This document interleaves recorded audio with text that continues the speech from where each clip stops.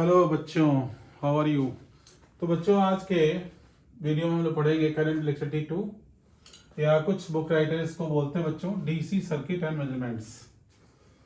इसमें कुछ major topics पढ़ने वाले हैं हम लोग। वो है एक Kirchhoff's law and its application, Wheatstone bridge पढ़ेंगे, उसके एप्लीकेशन पढ़ेंगे, और फिर finally potentiometer and its application. चलो बच्चों, शुरू करते हैं करंट इलेक्ट्रिसिटी पार्ट टू, या डीसी सर्किट एंड मेजरमेंट। इसके पहले वाले वीडियोस में हमने 3 वीडियो जो अपलोड किए हैं उसमें आप लोगों को करंट इलेक्ट्रिसिटी पार्ट 1 पढ़ाया, जिसमें हमने आप लोगों को पढ़ाया करंट क्या होता है, करंट के फ्लो का मैकेनिज्म पढ़ाया, जैसे ड्रिफ्ट वेलोसिटी। तो जो लोग भी ये 4th वीडियो देख रहे हैं उनसे रिक्वेस्ट है कि पीछे के तीनों वीडियो देख लें, तो ये चैप्टर थोड़ा और आसानी समझ में आएगा, ये वीडियो थोड़ा और आसानी समझ में आएगा। तो मैं बता रहा था कि उस 3 वीडियोज़ में क्या क्या पढ़ाया मैंने। उसमें मैकेनिज्म ऑफ करंट फ्लो पढ़ाया, जिसमें drift velocity, relaxation time, mean free path, relation between current and drift velocity. इसके अतिरिक्त हमने पढ़ाया उसमें Ohm's law, dependency of resistance of various type of conductors on temperature. इसके अतिरिक्त बच्चों हमने वहाँ पर पढ़ाया आपका colour coding, combination of resistance, combination of cells. ठीक, तो इन सभी टॉपिक को कवर करने के लिए आपको वीडियो 1, 2, 3 देखना पड़ेगा। अब वीडियो 4th में हम लोग बात करेंगे सबसे पहले किरचॉफ्स लॉ की। तो बच्चों, ये टॉपिक लिखे अपनी कॉपी में, किरचॉफ्स लॉ।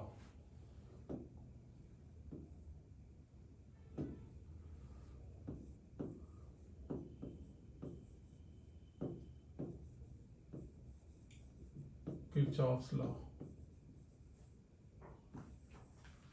किरचॉफ को जो 2 लॉ है, पहला लॉ है किरचॉफ का junction law,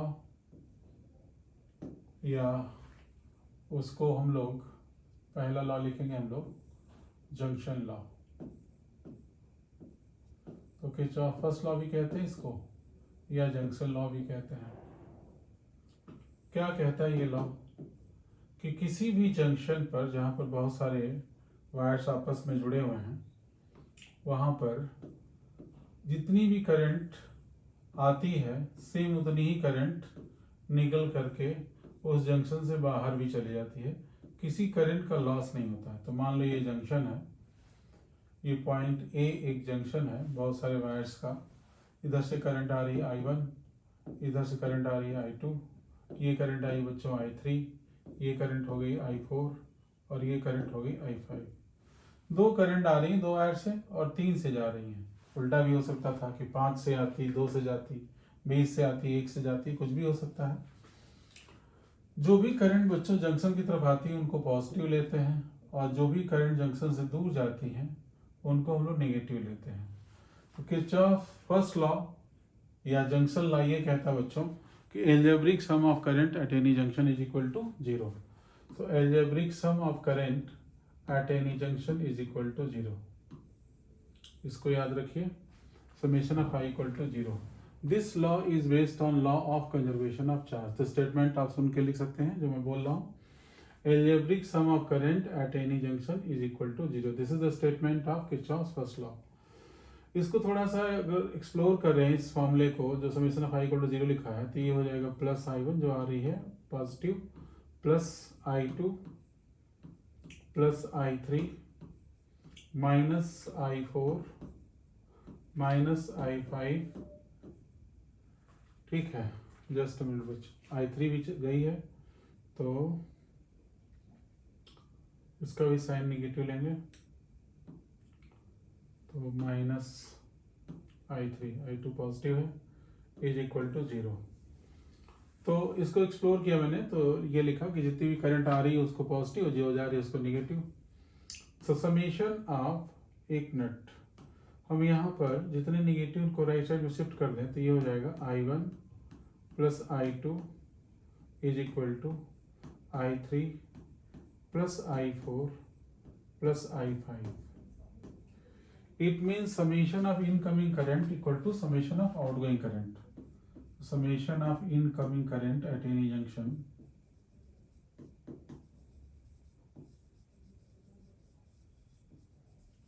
is equal to बच्चों summation of outgoing current at the same junction.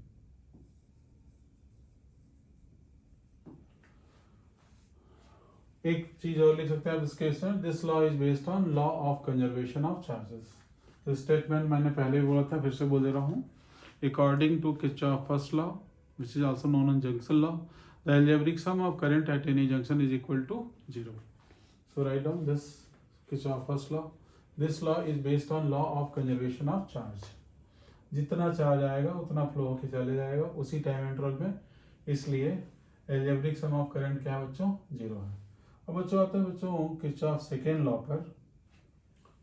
तो किरचॉफ सेकेंड लॉ को बोलते हैं बच्चों लूप लॉ या मेश लॉ, और किरचॉफ सेकेंड लॉ बेस्ड है law of conservation of energy पर। तो आप किरचॉफ सेकेंड लॉ अपनी कॉपी में नोट कर सकते हैं। किरचॉफ सेकेंड लॉ,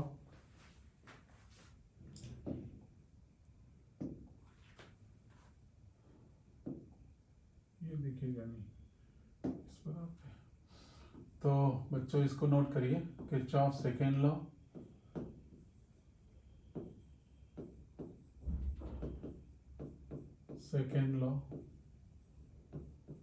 या इसको हम लोग बोलते हैं बच्चों लूप लॉ, इसको मेश लॉ भी कहते हैं।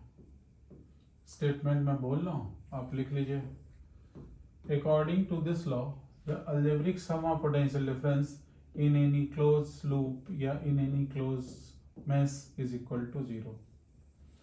The algebraic sum of potential difference in any close mesh और any close loop is equal to 0। तो बच्चों आप इसको लिख सकते हैं, algebraic sum of potential difference in any close mesh और any close loop is equal to 0। This is called Kirchhoff second law. ठीक है बच्चों, इसको हम किसी क्लोज सर्किट में प्रूव भी कर सकते हैं, और this law is based on law of conservation of energy. इसको प्रूव करने के लिए बच्चों एक सिंपल सा हम सर्किट डायग्राम लेंगे, ठीक है, और उसके पहले हम थोड़ा सा यहाँ पर साइन कन्वेंशन आपको एक्सप्लेन करेंगे किरचॉफ सेकेंड लॉ को प्रूव करने के लिए। कि मान लीजिए हमारे पास यहाँ पर कोई सेल है, इसका ये पॉजिटिव टर्मिनल नेगेटिव टर्मिनल, इस पॉइंट को हमने ए कह दिया, इस पॉइंट को बी कह दिया। इस सेल का ईएमएफ मान लीजिए ई है। नॉर्मली जब बैटरी या सेल करंट सेंड कर रही होती है, उससे वो डिस्चार्ज हो रहा होता है, तो पॉजिटिव से करंट निकलता है, नेगेटिव एंटर करता है। ठीक, तो ये करंट जितनी निकलेगी उतनी ही एंटर भी करेगी। इस समय हम पोटेंशियल डिफरेंस अगर ए और बी के बीच में लिखें तो ये आएगा बच्चों प्लस ई, क्योंकि ए पॉइंट सेल के पॉजिटिव से जुड़ा हुआ है तो इसका पोटेंशियल हाई हुआ, बी पॉइंट सेल के नेगेटिव जुड़ा हुआ है, इसका पोटेंशियल लो हुआ। तो इन दोनों के बीच में जो पोटेंशियल डिफरेंस हुआ बच्चों वो प्लस ई हुआ। जस्ट अ मिनट, प्लस ई। इस साइन कन्वेंशन हम लोग काम करेंगे। इसका जस्ट रिवर्स कन्वेंशन भी बहुत सारी बुक्स में लिखा हुआ है, वो भी गलत नहीं है, उसका भी अपना एक कॉन्सेप्ट है। मैं जो कॉन्सेप्ट दे रहा हूँ उसमें ये बोल रहा हूँ कि ए सेल के पॉजिटिव से जुड़ा हुआ है, बी सेल के नेगेटिव जुड़ा हुआ है, इसलिए इनके बीच में पोटेंशियल डिफरेंस प्लस ई। अगर हम V B minus V A पूछें आपसे इस केस में, तो वो क्या आएगा बच्चों माइनस ई। वही सीधी सी बात है, बड़े में से छोटे को माइनस करेंगे तो प्लस, छोटे में से बड़े को माइनस करेंगे तो माइनस। ठीक, इसके अतिरिक्त मान लीजिए कहीं पर कोई रेजिस्टेंस है और इसमें करंट फ्लो हो रही है, ये पॉइंट का नाम हमने पी रख दिया, इस पॉइंट का नाम क्यू रख दिया। सपोज करिए current is flowing from P to Q, current का मैग्नीट्यूड मान लीजिए आई है, तो डेफिनेटली इस समय पी का पोटेंशियल क्यू से ज़्यादा होगा, तभी करंट पी से क्यू की तरफ फ्लो हो रही है। तो अगर V P minus we Q पूछा जाए तो क्या आएगा बच्चों प्लस आई आर आएगा। अगर आपसे we Q minus V P पूछा जाए तो वो क्या आएगा बच्चों माइनस आई इंटू आर आएगा। तो ये आप नोट कर लीजिए बच्चों। ठीक, ये साइन कन्वेंशन आगे हम लोग यूज करेंगे किरचॉफ सेकेंड लॉ को प्रूव करने में। तो आते हैं किरचॉफ सेकेंड लॉ को प्रूव करते हैं बच्चों। तो यहाँ पर हम एक क्लोज सर्किट लेने जा रहे हैं जिसमें एक सेल है जिसका ईएमएफ मान लीजिए बच्चों E1 है, इसके साथ हमने एक रेजिस्टेंस जोड़ दिया R1, करंट मान लीजिए इसमें से निकल रही है I1, तो सेम करंट I1 एंटर भी कर रही है। ठीक, यहाँ पर हमने एक और सेल ले लिया जिसका ईएमएफ है बच्चों E2, इसके साथ एक रेजिस्टेंस जोड़ दिया हमने R2 और करंट इससे निकल रही है I2। तो I2 निकल रही तो I2 एंटर भी करेगी। ठीक, एक और तीसरा सेल ले लो बच्चों जिसका ईएमएफ है E3, इसके साथ रेजिस्टेंस जोड़ दिया हमने R3 और करंट इससे निकल रही है I3, तो I3 एंटर भी करेगी। इसके साथ एक और हम सेल जोड़ देंगे बच्चों, इसका ईएमएफ है E4, इसके साथ रेजिस्टेंस हम जोड़ देंगे R4 और करंट इससे निकल रही है I4, तो एंटर भी करेगी बच्चों इसमें I4। अब इस क्लोज मेश में हम बच्चों ऐसे क्लॉकवाइज घूम करके प्रूव करेंगे कि इसमें sum of all potential difference will be equal to 0। तो ये हम प्रूव करने जा रहे हैं। इसको देखिए कि sum of potential difference in this close mesh will be equal to 0। इसके लिए हम कुछ लेबलिंग करेंगे बच्चों। तो यहाँ पर हम कुछ पॉइंट्स के नाम लिख रहे हैं। ये पॉइंट हमारा हो गया ए मान लिया, जहाँ जहाँ पोटेंशियल डिफरेंस है। सेल के क्रॉस पोटेंशियल डिफरेंस होता है, रेजिस्टेंस के क्रॉस होता है, तो यहाँ हमने मान लिया सी, इस पॉइंट को नाम दे दिया डी, इस पॉइंट को नाम दे दिया E, F, G, H and finally A. सबसे पहले बच्चों फाइंड करेंगे हम यहाँ पर V A minus V B, V A minus V B. तो V A minus V B देखिए क्या आएगा। इन दोनों पॉइंट्स के बीच में सेल है, ए पॉजिटिव जुड़ा हुआ, बी नेगेटिव जुड़ा हुआ है। तो ए का पोटेंशियल हाई हुआ, बी का पोटेंशियल लो हुआ।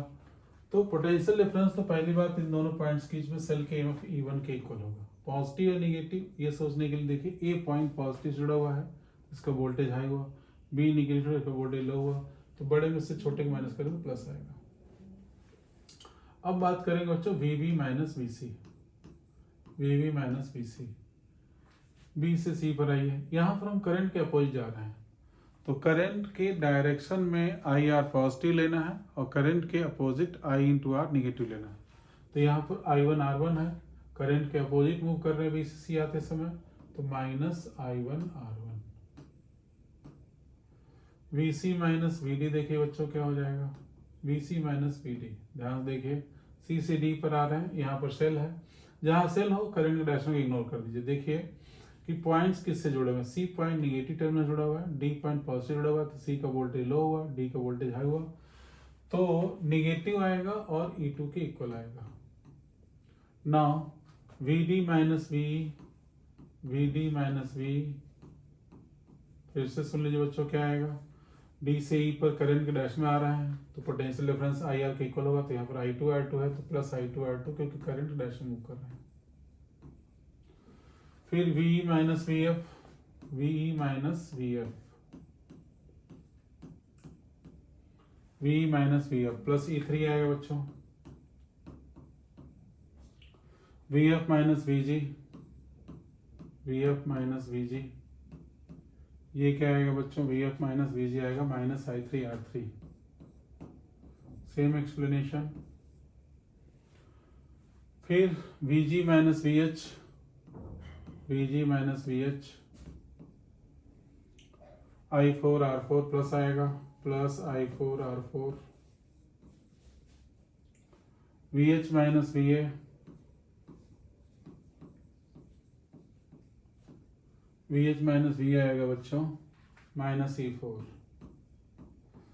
बच्चों जो भी हम साइन कन्वेंशन लिए इसके जस्ट उल्टे भी साइन कन्वेंशन लिए जाते हैं, ठीक है। और मैं प्रूव कर दूंगा कि जो मैंने लिया है इससे वो भी आ जाएगा बहुत इजीली। लेकिन अब इन सबको ऐड करते हैं बच्चों, इन सभी को ऐड करते हैं।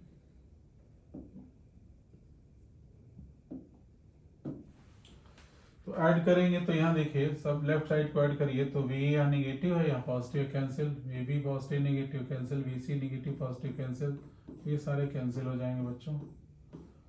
तो इधर 0 आएगा, राइट साइड में ये सारे वैल्यूज को नोट करना है।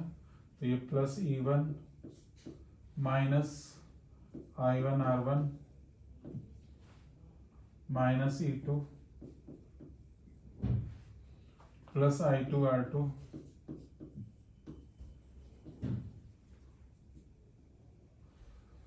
प्लस E3 माइनस I3R3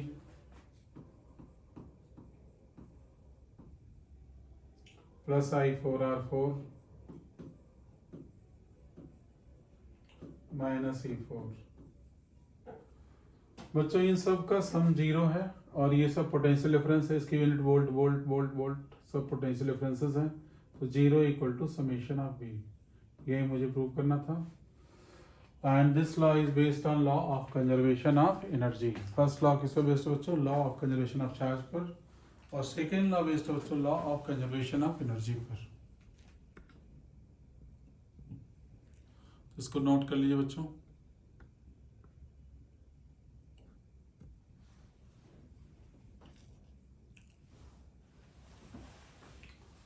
तो इसको मैं अरेंज करता हूं। अब आते हैं बच्चों एप्लीकेशन ऑफ पोटेंशियोमीटर में। इसका एक एप्लीकेशन हम लोग करेंगे, उससे एक थ्योरी भी पढ़ लेंगे, वो है हमारा व्हिटस्टोन ब्रिज। तो लिखिए बच्चों ये topic, व्हिटस्टोन bridge.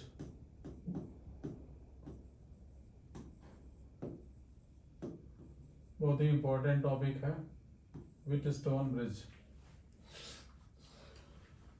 व्हिटस्टोन bridge electrical circuit में एक ब्रिज का प्रिंसिपल यूज किया गया। ब्रिज का काम क्या है कि जैसे बहुत सारे ऑब्स्ट्रक्शंस हैं,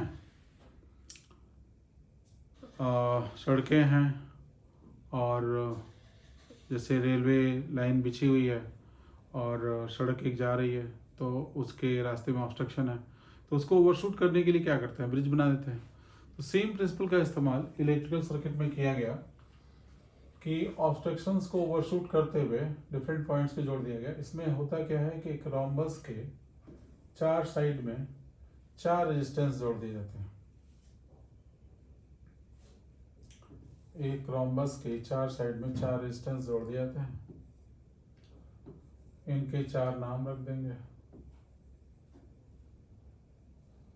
थोड़ा बड़ा बना है।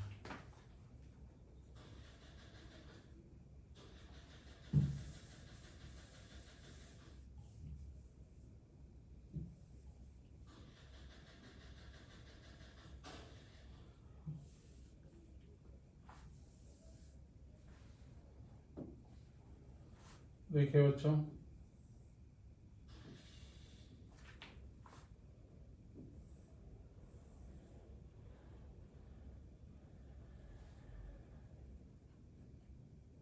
कुछ ज्यादा ही बड़ा हो गया।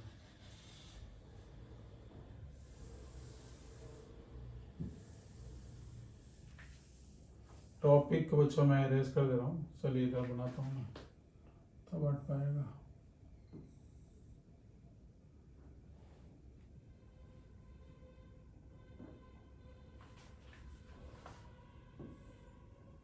तो टॉपिक का नाम बच्चों व्हिटस्टोन ब्रिज।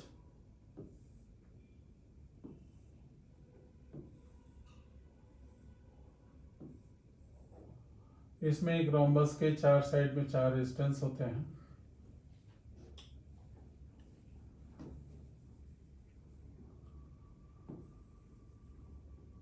फर्स्ट रेजिस्टेंस का नाम P, इसका नाम Q रख दिया।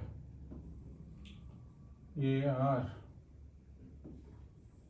और ये रेजिस्टेंस रख दिया बच्चों, इसका नाम S। इन पॉइंट्स के नाम रख दिए हमने ABCD।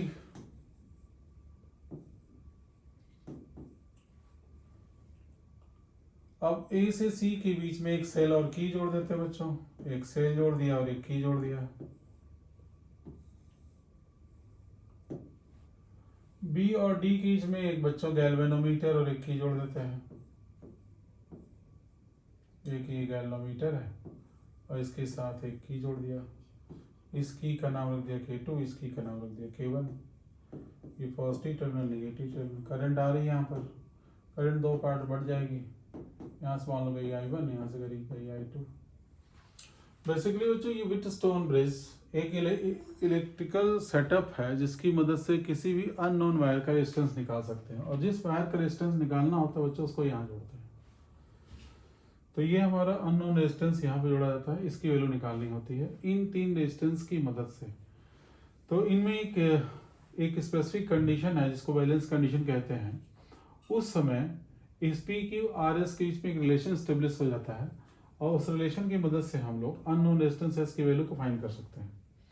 तो वो स्पेसिफिक कंडीशन क्या है, उसको बैलेंस कंडीशन कहते हैं। बैलेंस कंडीशन में इस पॉइंट बी का पोटेंशियल पॉइंट डी के पोटेंशियल के इक्वल हो जाता है, और उसकी पहचान ये है कि इस गैलोमीटर में कोई करंट नहीं आती। अगर इस गैलोमीटर में कोई करंट आ रही है इसका मतलब पॉइंट बी और डी का पोटेंशियल अनइक्वल है। अगर बी का ज़्यादा होगा करंट ऊपर से नीचे आएगी तो डिफ्लेक्शन एक साइड में होगा, अगर डी का ज़्यादा है करंट नीचे से ऊपर जाएगी, डिफ्लेक्शन दूसरे साइड में होगा। और इसी के कारण इसको हम लोग व्हीटस्टोन ब्रिज में, तो ब्रिज वर्ड है इसी कारण बोलते हैं, क्योंकि बी से आप डी पर जब आते हैं तो इधर से 2 ऑब्स्ट्रक्शंस हैं, इधर से भी 2 ऑब्स्ट्रक्शन हैं। ये ऑब्स्ट्रक्शन को सॉर्ट आउट करते हुए, ओवरशूट करते हुए बीच से एक रास्ता निकल गया। ठीक इसी कारण इसको हम लोग ब्रिज वर्ड देते हैं। व्हीटस्टोन साइंटिस्ट का नाम है, उन्हीं के नाम पर ये प्रिंसिपल बना हुआ है। तो यहाँ पर बच्चों 2 लूप हैं, एक लूप ये है 1 मान लेंगे और इस लूप को 2 मान लेंगे। लूप 1 का नाम होगा ए बी डी ए और लूप 2 का नाम होगा जो बी सी डी बी। ठीक है, लूप में हम लोग ऐसे क्लॉकवाइज घूम घूम करके पोटेंशियल डिफरेंस निकाल करके इनमें रिलेशन स्टेब्लिश करेंगे। तो देखिए बच्चों ध्यान से, पहले तो ये समझना आपको कि इनबैलेंस कंडीशन क्या होना है। इनबैलेंस कंडीशन, इसी कंडीशन में यहाँ रिलेशन स्टेब्लिश हो जाएगा।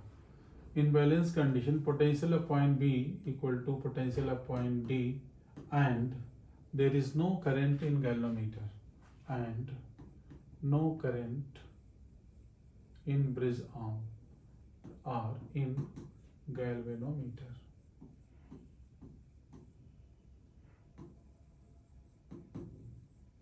इन गैल्वेनोमीटर इसका मतलब यहाँ पर जितनी करंट आ रही है बच्चों I1, वो पूरी करंट हमारी इधर से आएगी।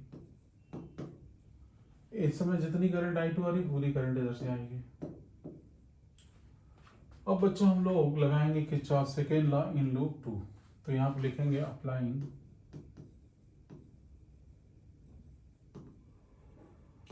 Kirchhoff second law. बच्चों ये के फॉर किरचॉफ लिखा है इन लूप 1, इन लूप 1। तो ये लूप 1 है, अपना दिमाग यहाँ फोकस रखिए ए बी डी ए पर। इस लूप 1 में Kirchhoff first law second law लगा रहे हैं, और किरचॉफ सेकेंड लॉ क्या कहता है, इन एनी क्लोज में summation of potential difference equal to 0, summation of B equal to 0। तो पहले हम ए से बी पर जाएंगे, बी से डी पर आएंगे, डी से ए पर आएंगे। ठीक है बच्चों, तो हमारा पाथ होगा ए बी डी ए। तो ए से बी पर आएगा बच्चों प्लस I1P, बी से डी पर कुछ नहीं मिलेगा बच्चों तो 0 लिख दीजिए। डी से ए पर जाएंगे, करंट क्या बोई जा रहा है, -I2R आएगा, -I2R is equal to 0। So I1P will be equal to I2R, equation number 1।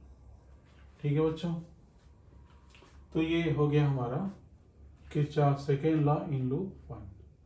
फिर से लिखेंगे बच्चों applying Kirchhoff second law in loop 2। Again आ जाते हैं बच्चों, थोड़ा कलर बदल लें। तो लिखेंगे बच्चों अप्लाइंग किरचॉफ सेकेंड लॉ, ये के फॉर किरचॉफ है, सेकेंड लॉ एग्जाम वगैरह में पूरा नाम लिखना चाहिए आपको, इन लूप 2। आपको शॉर्ट फॉर्म यूज नहीं करना बच्चों। So in any close loop sum of all voltage क्या होता है बच्चों, 0। तो 0 हो गया, ये इक्वल टू है बी से सी, सी से डी और डी से बी करें। अपना दिमाग फोकस करिए, बी से सी से डी और डी से बी पर। तो बी से सी पर करंट डैश में आ रहे हैं, तो प्लस I1 और रेजिस्टेंस का नाम है Q, प्लस I1 Q। सी से डी पर करंट का वही आ रहा है, माइनस I2S। डी से बी पर जाएंगे कुछ नहीं मिलेगा, तो प्लस 0 इक्वल टू 0। तो ये 0 छोड़ दीजिए, इसको उधर करिए, तो I1 Q is equal to I2S. Suppose this is equation number 2. Now dividing 1 by 2. Now I'm going to divide this equation 1 by 2. तो क्या होगा बच्चों, I1P by I1Q, तो I1 से I1 कट जाएगा। चलो लिख लेते हैं एक बार, I1P by I1Q is equal to I2R by I2S। ठीक है बच्चों, तो यहाँ कुछ चीज़ें कैंसिल होंगी। चलिए कैंसिल करते हैं, I2 से I2 कैंसिल, I1 से I1 कैंसिल, तो हो जाएगा बच्चों P by Q is equal to R by S। तो P by Q equal to R by S। अगर आपको इसकी मदद से अननोन रेजिस्टेंस S निकालना हो, तो एक बार हम यहाँ पर रिलेशन को फिर से लेकर के S निकाल लेते हैं। यहाँ से S इक्वल टू क्या हो जाएगा, यहाँ के बाद बच्चों यहाँ पहुँच जाइए, तो S इक्वल टू हो जाएगा Q by P into R, Q by P into R। बच्चों Q P अगर सेपरेटली ना भी पता हो, उनका रेशियो पता हो और R की वैल्यू पता हो, तो भी अननोन रेजिस्टेंस निकल जाएगा। इसीलिए इन साइड्स जिसमें P और Q है, इनको हम लोग रेशियो आर्म्स कहते हैं। तो AB और BC को बोलते हैं बच्चों ratio arms, AB this arm and BC को बोलते हैं रेशियो आर्म। इसको बोलते हो जो अननोन आर्म, इसको बोलते हैं CD को अननोन आर्म। फिर से सुन लीजिए, इसको बोलते हैं नोन आर्म, इसको बोलते हैं अननोन आर्म। ये ब्रिज आर्म है और ये हो गया सोर्स आर्म। इसका उल्टा भी सर्किट बनाया जा सकता है, इसको आप अंदर बना सकते हैं और इसको बाहर भी बना सकते हैं। खैर पहले इसको प्रैक्टिस करिए, फिर अंदर बाहर करते रहिएगा। ठीक है बच्चों, this is what Wheatstone bridge. एक चीज़ और बहुत इंपॉर्टेंट बात बच्चों, किसी भी इस तरह के सर्किट में अगर आपका P by Q equal to R by S है, इसका मतलब कि इस पॉइंट B का पोटेंशियल पॉइंट D के इक्वल होगा, और अगर बीच में कोई रेजिस्टेंस या कोई भी अप्लायंस है तो वर्क नहीं करेगा, क्योंकि करंट उसमें नहीं आ रही होगी। तो इसका इस्तेमाल हम लोग करेंगे न्यूमेरिकल्स को करने